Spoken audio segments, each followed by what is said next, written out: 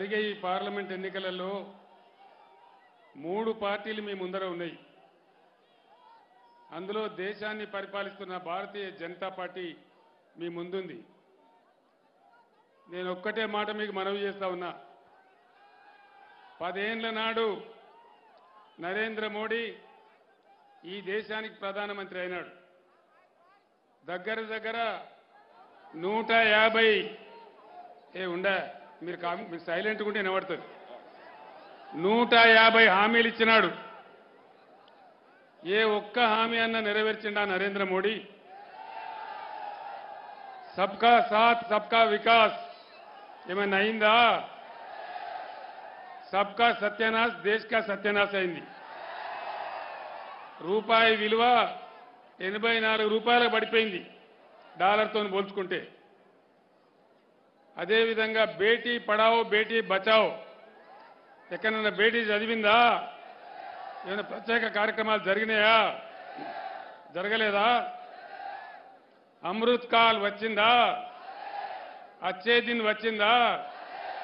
అచ్చే దిన్ రాలేదు కానీ సచ్చే దిన్ మాత్రం వచ్చింది. డీజిల్ ధర పెరిగింది, పెట్రోల్ ధర పెరిగింది, ఎరువుల ధరలు పెరిగినాయి. పేద ప్రజలు బతకలేని పరిస్థితి వచ్చింది తప్ప అచ్చే దిన్ మాత్రం రాలేదు. అన్ని మేక్ ఇన్ ఇండియా ఏమైనా వచ్చిందా? డిజిటల్ ఇండియా ఏమైనా జరిగిందా? వికసిత్ భారత్ ఏమైనా అయిందా? వికసిత్ భారత్ కాలేదు కానీ విఫల భారత్ అయింది. నిజమే కదా? ఇక ఆయన మొదట్లోనే చెప్పిండు. పార్లమెంట్ ఎన్నికలలో 10 ఏళ్ల కింద పోటీ చేసినప్పుడు ఒక మాట చెప్పిండు. మీరు నన్ను గెలిపిస్తే, భారతీయ జనతా పార్టీని గెలిపిస్తే విదేశాలలో ఉన్న నల్ల డబ్బు తెచ్చి ఇంటికి 15 లక్షల రూపాయలు ఇస్తాడు. మరి కరీంనగర్ వాళ్ళకైతే 30 లక్షలు వచ్చినాయట. వచ్చినాయా? వచ్చినాయట కదనే కరీంనగర్ వాళ్ళకు. ఏ వచ్చినాయి మీరు అబద్ధం చెప్తాను. బండి సంజయ్ తెచ్చిచ్చిండట కదా, రాలేదా? మీకు కూడా రాలేదా అన్న? ఈ సైడ్ సపోర్ట్ వస్తలేదు. రాలేదా? మీకు రాలేదా అన్న? మీకు కూడా రాలేదా? ఎవరికి రాలే. 15 లక్షలు లేదు, 30 లక్షలు లేదు. అంత వట్టిదే గ్యాసు ట్రాషు. అంతే కదా? మాట్లాడితే పాకిస్తాన్ చూపెట్టాలి. ఒకటి పుల్వామా, ఒకటి మన్ను మశానం. వాడు పాకిస్తాన్ గింతంత దేశం. ఒక్క జాపడ కొడితే 25 ఏళ్ళు మన తెలుగురాడు. వాడిని చూపించి ఓ గ్యాస్ పెట్టి ఓ డ్రామా కొట్టి మనం ఎమోషనల్ బ్లాక్మెయిల్ చేసి మనని అందరినీ క్యారీ చేసి 10 సంవత్సరాల నుంచి ఫూల్స్ చేస్తూ ఉన్నారు. దయచేసి ఆలోచన చేయాలి. ముఖ్యంగా యువకులు, విద్యావంతులు, చదువుకున్న వాళ్ళు, మేధావులు ఈ కరీంనగర్ పట్టణంలో, కరీంనగర్ ప్రాంతంలో చాలా మందిగా ఉన్నటువంటి రచయితలు మీ అందరికి నేను దండం పెట్టి చెప్తా ఉన్నా. ఈ మోడీ చేసే బ్లాక్మెయిల్, ఎమోషనల్ బ్లాక్మెయిల్ క్యారీ అయితే ఈ దేశం ఇప్పటికే సర్వనాశనమైంది. మోడీ కన్నా ముందున్న ప్రధానమంత్రులు 14 మంది ప్రధానమంత్రులు కేవలం 55 లక్షల కోట్ల అప్పు చేస్తే ఈయన ఒక్కడే 105 లక్షల కోట్ల అప్పు చేసినాడు. అదేవిధంగా రూపాయి విలువ పడిపోయింది. ఎక్స్పోర్ట్స్ మొత్తం నిలిచిపోయినాయి ఇండియా నుంచి. అదేవిధంగా దిగుమతులు బాగా పెరిగిపోయినాయి, ఇంపోర్ట్స్ పెరిగిపోయినాయి, విదేశీ మారక నిల్వలు తగ్గిపోయినాయి. అదేవిధంగా ఏ ఒక్క మాట సంవత్సరానికి 2 కోట్ల ఉద్యోగాలు భర్తీ చేస్తా అంటే ఏ ఒక్కటి కూడా భర్తీ చేయలేదు. ఏ ఒక్క వర్గానికి, ఒక దళితులకో, గిరిజనులకో, మహిళలకో, పేదలకో, మైనారిటీలకో, రైతులకో ఏ ఒక్కరికి కూడా మేలు జరగలేదు. ఎవరికైనా జరిగిందా? ఢిల్లీలో రైతులు ధర్నా చేస్తే 750 మందిని పొట్టన పెట్టుకున్నాడు ఈ మోడీ. మళ్ళీ ఆయన కోట్ల అవసరం పడితే ఉత్తరప్రదేశ్లో ఎలక్షన్ ఉంటే అదే రైతులకు క్షమాపణ వేడుకొని గట్టెక్కిండు. ఆయన బిరుదిచ్చినప్పుడు మాఫీకా సౌదాగర్ అని చెప్పి ఈ రకంగా ఆయనకు ఓట్లు అక్కరినప్పుడు డ్రామాలు, ఏషాలు కట్టి ప్రజల మధ్య చీలికలు తెచ్చి మత విద్వేషాలు పెంచి ఒక రకమైన ద్వేషపూరిత వాతావరణం నింపుతారు తప్ప బీజేపీ ఎజెండాలో పేదల యొక్క మాట ఉండదు, నిరుపేదల యొక్క మాట ఉండదు. కార్పొరేట్ల కోసం 15 లక్షల కోట్ల బ్యాంకు రుణాలు ప్రజల సొమ్మును ఆయన అబ్బసొత్తులాగా మాఫీ చేసినాడు. కానీ రైతులకు రూపాయి ఇయ్యలే. రైతులను రాచి రంపాన పెట్టినాడు. ఎవ్వలకు కూడా మేలు జరగలే. అన్ని వట్టి డైలాగులు, డబ్బాల రాళ్ళేసి చూపినట్టు లొడలొడ ఊపుడు తప్ప ఏ ఒక్క మాట కూడా నిజం కాలే. దయచేసి నా మాటను ఆశామాసిగా తీసుకోకుండా మేధావులు, విజ్ఞులు అందరూ కూడా ఆలోచించాలని చెప్పి నేను కోరుతా ఉన్నా. ఇంకొక మాట ఆలోచన చేయాలి, తెలంగాణ ఖచ్చితంగా ఆలోచన చేయాలని నేను కోరుతా ఉన్నా. ఎందుకంటే ఈ గడ్డ మామూలు గడ్డ కాదు. నేను తెలంగాణ గులాబీ జెండా లేపినాడు, నేను గులాబీ జెండా లేపినాడు ఇదే గడ్డ మీద ఎస్ఆర్ఆర్ కాలేజీ నుంచే జై తెలంగాణ నినాదం ఇచ్చిన నేను. కరీంనగర్ ఇచ్చిన స్ఫూర్తితోని ఆ నినాదం, ఆ జెండా ఆకాశమంతా ఎత్తుకు ఎగిరి కరీంనగర్ దీవెనతోనే నేను తెలంగాణ రాష్ట్రం సాధించిన విషయం మీకు తెలుసు. ఇది చాలా చైతన్యమున్న గడ్డ. ఒకనాడు కాంగ్రెస్ వాళ్ళు నన్ను అవమానించి నువ్వే మాతో గెలిచినవంటే నాకు కోపం వచ్చి తెలంగాణ పౌరుషం చూపెట్టాలని రిజైన్ చేస్తే, ఉప ఎన్నిక వచ్చి నేను పోటీ చేస్తే 2.5 లక్షల మెజార్టీ ఇచ్చి నన్ను గుండెల్లో పెట్టుకొని తెలంగాణ ఉద్యమాన్ని లేపిన గడ్డ ఈ కరీంనగర్ గడ్డ. కరీంనగర్కి ఆ గౌరవం దక్కుతుంది. ఉద్యమంలో కరీంనగర్ జిల్లా పాత్ర ఎన్నడూ కూడా మర్చిపోలేనటువంటిది. ఆ గౌరవం నాకు ఉందని నేను మనవి చేస్తా ఉన్నా. ఒక్క మాట, చైతన్యవంతమైన గడ్డ కాబట్టి నేను మీకు అప్పీల్ చేస్తా ఉన్నా. దేశంలో ఒక చట్టం ఉంది, విద్యా చట్టం. ఎన్ని జిల్లాలు ఉంటే ఇండియాలో ప్రతి జిల్లాకు కేంద్ర ప్రభుత్వం ఒక నవోదయ పాఠశాల ఏర్పాటు చేయాలి. ఈ చట్టం, చట్టాన్ని కూడా ఉల్లంఘించి నరేంద్ర మోడీ, నేను 150 ఉత్తరాలు రాసిన, 100 సార్లు అడిగినా అయ్యా మేము కొత్త రాష్ట్రమైనాం, మా కొత్త జిల్లాలకు నవోదయ పాఠశాల ఇవ్వమంటే ఒక్కటంటే ఒక్కటి కూడా ఇయ్యలేదు. దేశంలో నరేంద్ర మోడీ 157 మెడికల్ కాలేజీలు పెడితే ఒక్కటంటే ఒక్క మెడికల్ కాలేజీ కూడా మన తెలంగాణకు ఇవ్వలేదు. కొత్త వాళ్ళం ప్రాజెక్టులు కట్టుకుంటున్నాం, కొత్తగా ఏర్పడ్డ రాష్ట్రమని ఏదైనా ఒక ప్రాజెక్టుకు జాతీయ హోదా ఇవ్వమంటే ఏ ఒక్కనాడు కూడా ఒక్క జాతీయ హోదా ఇవ్వలేదు, ₹1 ఇవ్వలేదు. ఇంకా షరతులు పెట్టి నరేంద్ర మోడీ నా మెడ మీద కత్తి పెట్టిండు. ఏం కత్తి? కేసీఆర్ నువ్వు మీ రైతుల కరెంటు మోటార్లకు మీటర్లు పెట్టాలి, లేకపోతే నీకు సంవత్సరానికి 5,000 కోట్లు కట్ చేస్తాడు. ఆ రోజు నేను చెప్పిన, నా రాష్ట్రం నాకు తెలుసు, నా రైతుల బాధ నాకు తెలుసు, నువ్వు నన్ను చంపినా సరే, నా తల తెగిపడ్డా సరే నేను మీటర్లు పెట్టా అని చెప్పిన. నువ్వేం చేసుకుంటావో చేసుకో, నేను మీటర్లు పెట్టా అని చెప్పిన. అది మీ అందరికి తెలుసు. నేను అసెంబ్లీలో కూడా మాట్లాడినా, మీరందరూ కూడా విన్నరు. అందుకోసం నేను మీ అందరిని ఒకటే కోరుతా ఉన్నా. పోయినసారి మంచికో చెడ్డకో కరీంనగర్లో ఒకడు, ఆదిలాబాద్లో ఒకడు, హైదరాబాద్ సికింద్రాబాద్లో ఒకడు, నిజామాబాద్లో ఒకడు, 4 బీజేపీ ఎంపీలు గెలిచినారు. ₹4 పనన్నా చేసిండ్రా? ఇక్కడ గెలిచిన బండి సంజయ్ మీకు ఏమైనా పని చేసిండా? ఏమైనా అభివృద్ధి జరిగిందా? అంత గ్యాసే కదా. ఎంతసేపు లొడా మతం పిచ్చి అదోటి తోటి మాట్లాడు తప్ప, పంచాయతీలు పెట్టించుడు తప్ప ఎవ్వరికన్నా ఏమైనా లాభం జరిగిందా? కరీంనగర్ స్మార్ట్ సిటీ చేయించిందే వినోద్ కుమార్.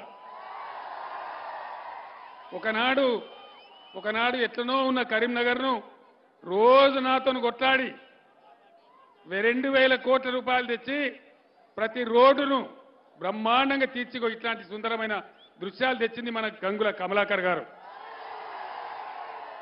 అభివృద్ధి అంతా మీ కళ్ళ ముందే జరిగింది కదా.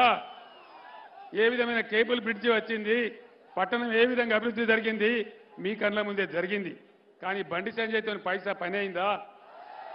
ఒక్కనాడన్న పార్లమెంట్లో మాట్లాడిండా? అసలు మాట్లాడుతుందా? ఆయన గట్టిగా మాట్లాడితే హిందీయా ఇంగ్లీషా తెలియక మనమే సావాలి. ఆయన మాట్లాడే భాష అది హిందీ భాషనా ఇంగ్లీషా తెలుగా మనకే అర్థం కాకపోతే పార్లమెంట్లో వాళ్ళకి అర్థమవుతుందా? మరి అటువంటి వ్యక్తిని మళ్ళా పంపుదామా?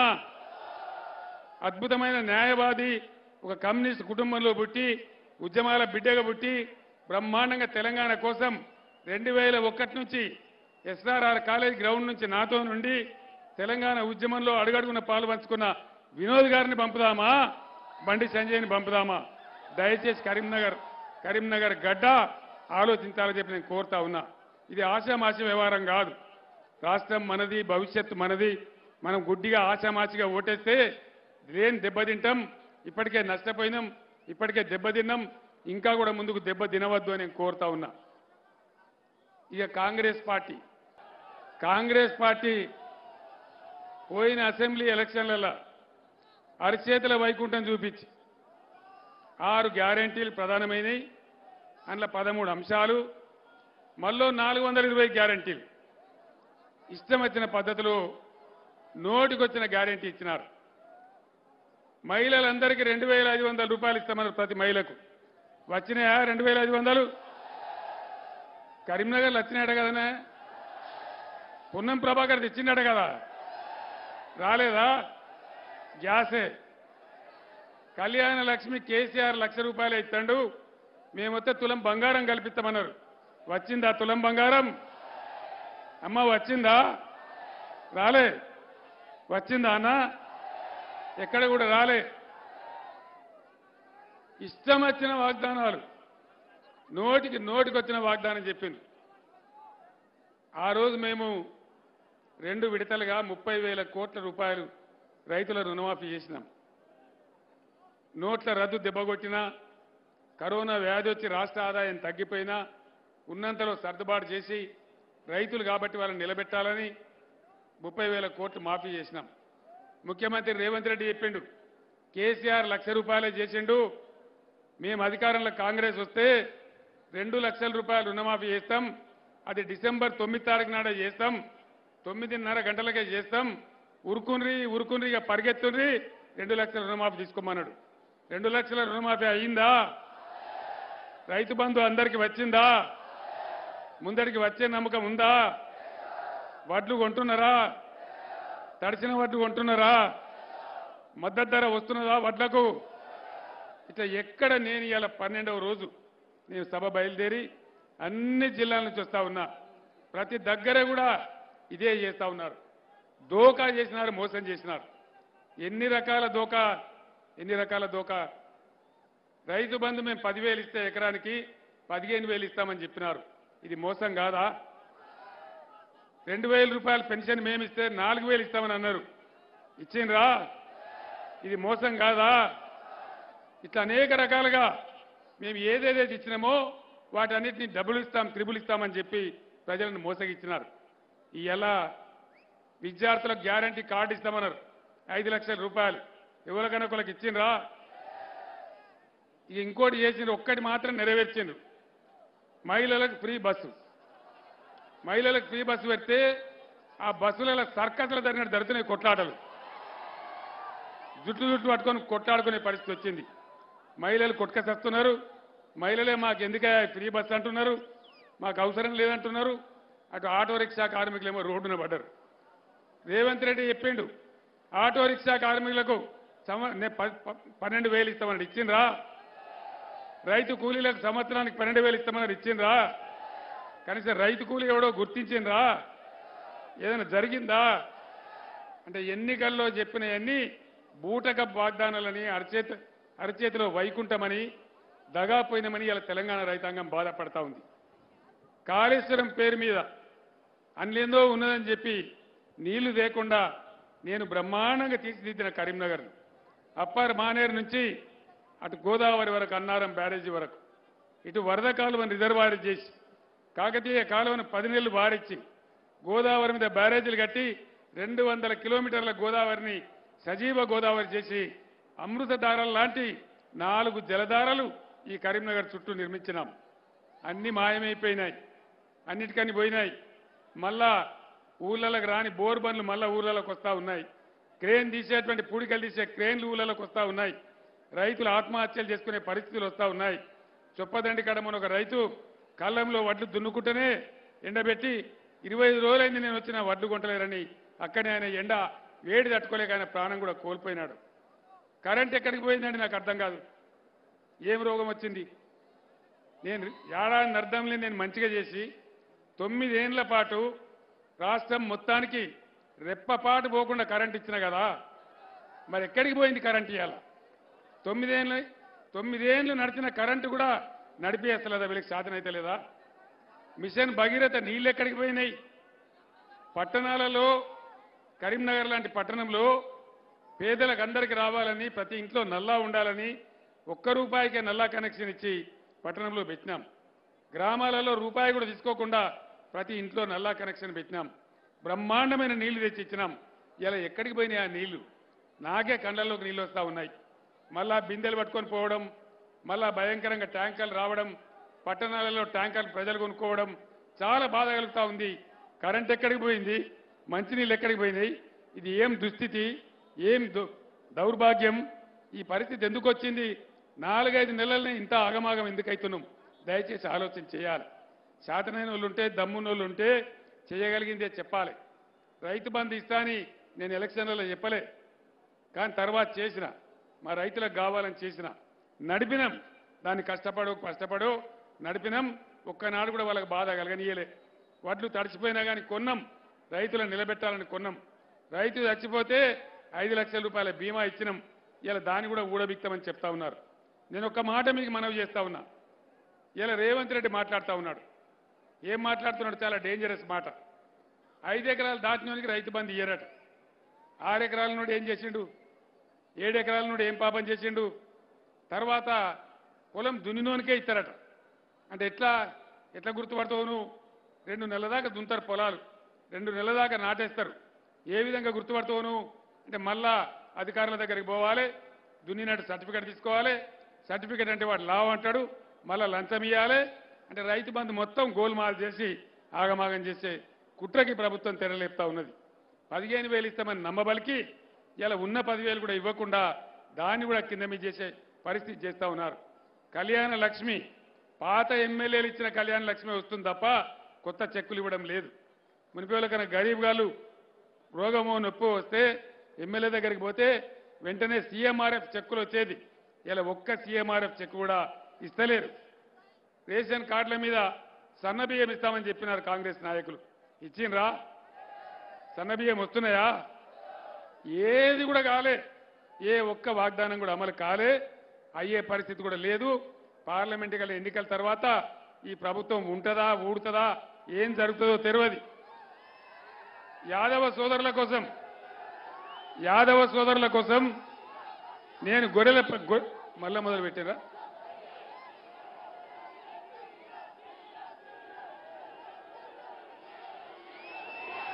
యాదవ సోదరుల కోసం నేనన్నాడు గొర్రెల పంపిణీ పెట్టినాం. మత్స్యకారుల కోసం చేప పిల్లల పంపిణీ పెట్టినాం. మొదట్లో కాంగ్రెస్ వాళ్ళు మమ్మల్ని ఎగతాళి చేసినారు. ఇవేం స్కీములండి, చేప పిల్లలు గొర్రె పిల్లలని మమ్మల్ని ఇన్సల్ట్ చేసినారు. కానీ యాదవ సోదరులకు ఎంత మేలు జరిగింది, మత్స్యకారులకు ఎంత మేలు జరిగింది, ఎంతెంత పెద్ద చేపలు పెరిగినాయి. తెలంగాణలో బ్రహ్మాండంగా లాభపడ్డారు. ఈరోజు వాళ్ళు చెప్పినారు ఎలక్షన్లలో, మేము గొల్ల వాళ్లకు యాదవ సోదరులకు 2 లక్షల రూపాయలు ఇస్తాం డైరెక్ట్గా అని అది బంద్ చేసినారు. ఎందుకు బంద్ చేయాలా? ఇలా ఒక్క యూనిట్ కూడా ఎవరికి రాలేదు. నేను ఒక్కటే మాట మనవి చేస్తా ఉన్నా. దళిత బంధు హుజూరాబాద్ నియోజకవర్గంలో ఒక 20,000 కుటుంబాలకు ఇచ్చినాం. నియోజకవర్గానికి కొంతమందికి ఇచ్చినాం. ఒక మంచి పథకాన్ని ప్రారంభించినాం. ఆనాడు కాంగ్రెస్ పార్టీ ఎలక్షన్లలో ఏం చెప్పింది? కేసీఆర్ 10 లక్షలు ఇస్తున్నాడు, మేము 2 లక్షలు కలిపి 12 లక్షలు ఇస్తాం అని చెప్పినారు. ఇస్తున్నారా దళిత బంధు? వచ్చిందా ఎవరికన్నా? అంటే ఏంది, ఎందుకు బంద్ చేయాలా? దళితులు బాగుపడద్దా? ఇట్లా నాకు ఇప్పుడు యాది లేనన్ని 420 పథకాలు వాళ్ళ ఇష్టం ఉన్నట్టు చెప్పినారు. ఉద్యోగ సోదరులకు చెప్పినారు తక్షణమే డిఏలు ఇస్తాం. ఇంకా 4వ డిఏ వచ్చింది తప్ప ₹1 కూడా ఇయ్యలే. అంటే ఉద్యోగులను, విద్యార్థులను, రైతులను, యాదవులను, మత్స్యకారులను, అన్ని వర్గాల వారిని, దళిత వర్గాల ప్రజలను అందరినీ మోసం చేసినారు. విద్యార్థులకు గత 5 నెలల నుంచి ఫీజు రియంబర్స్మెంట్ ఇవ్వడం లేదు. 20 లక్షల విదేశీ విద్యానిధి పెడితే స్కాలర్షిప్లు ఇవ్వడం లేదు. 5 నెలల నుంచి ఆపేసినారు. కొత్త మెడికల్ కాలేజీలకు పర్మిషన్ తీసుకోవడం లేదు. మేము తెచ్చిన 33 కాలేజీలలో కొన్ని కొత్తవి ఉంటే వాటికి పర్మిషన్ కూడా తీసుకుంటలేరు. అంటే పూర్తి నిష్క్రియాపరంగా ఈ కాంగ్రెస్ ప్రభుత్వం ఉన్నది. దీనికి ఉల్టా రాహుల్ గాంధీ వచ్చి మొన్న నిర్మల్ సభలో చెప్తా ఉన్నాడు, మా ప్రభుత్వం తెలంగాణలో 2,500 రూపాయల చొప్పున ప్రతి మహిళకి ఇస్తా ఉన్నాం కాబట్టి చాలా సంతోషంగా ఉందని చెప్పినాడు. ఎక్కడైనా వేసిన రామ్మా మీరు మహిళలున్నారు? ఒక్క మహిళకు కూడా రాలేదు కదా. ఆయన రాహుల్ గాంధీ కాదు, కాంగ్రెస్ జాతీయ మహిళా అధ్యక్షురాలు అల్కా లాంబా అని, ఆమె కూడా నిన్న చెప్తా ఉన్నది. నారీ శక్తి అని ఒక మీటింగ్ పెట్టి, మహిళల మీటింగ్ పెట్టి ఆల్రెడీ వేస్తున్నాము అని చెప్తుంది. ₹1 కూడా ఎవరికి రాలేదు. వచ్చే పరిస్థితి కూడా లేదు. కాబట్టి మీ అందరినీ కూడా నేను కోరేది దయచేసి విజ్ఞతతోని ఆలోచించి మంచి వాళ్ళకు ఓటేస్తే మంచి జరుగుతుంది, మంచి పార్టీ గెలిస్తే మంచి జరుగుతుంది. మీరు వినోద్ కుమార్ గారు ఒక ఉద్యమ కార్యకర్త కాబట్టి ఆయన గెలిపించాలని నేను కోరుతా ఉన్నా. బెల్ట్ షాపులు రద్దు చేస్తామన్నారు, బెల్ట్ షాపులు రద్దు చేస్తామన్నారు, చేసిండ్రా? బెల్ట్ షాపులు రద్దు చేయలేదు కానీ మందు కొట్టుడు అయితే పెరిగింది, బ్రహ్మాండంగా పెరిగింది, మద్యం అమ్మకాలు పెరిగిపోయినాయి. ఇట్లా ఈ విధంగా అన్ని విధాల మోసం ఉంది. ముస్లిం మైనార్టీలను కూడా మోసం చేసినారు, మైనార్టీ సోదరులను కూడా మోసం చేసినారు. ఏం మోసం చేసినారు? मुसलमान भाइयों को मैं सलाम करता हूं, आप तमाम लोगों से मैं अपील करता हूं, आज आप दानिशमंदी से सोचिए और सही पार्टी को चुनिए. यहां करीमनगर हल्के में मुकाबला है बीआरएस और बीजेपी. कांग्रेस तीसरे नंबर पे है. आप अपने वोट कहीं कांग्रेस को डालेंगे तो यहां बीजेपी जीत जाएगा. यहां के बीजेपी एमपी कितना गलीज आदमी है आप जानते हैं. यहां भी निजामाबाद में हर हालत में इन लोगों को हटाना चाहिए, बीजेपी को हटाना चाहिए. बीजेपी को हम हटाना चाहते हैं. बीआरएस एक सही पार्टी है जो उनको हटा सकता है. आप लोग कहीं कांग्रेस को वोट देंगे तो खामखा बीजेपी जीत जाएगा. उसमें ना करीमनगर का फायदा है, ना मुल्क का फायदा है, ना रियासत का फायदा है. इसलिए आप सोचिए. उन दिनों मैं करीमनगर बहुत बार आया, तेलंगाना के लिए जब लड़ रहे थे, जद्दोजहद कर रहे थे, कई बार इस मुकाम पे मैं आया और मैं साफ कहा तेलंगाना जरूर बनेगा.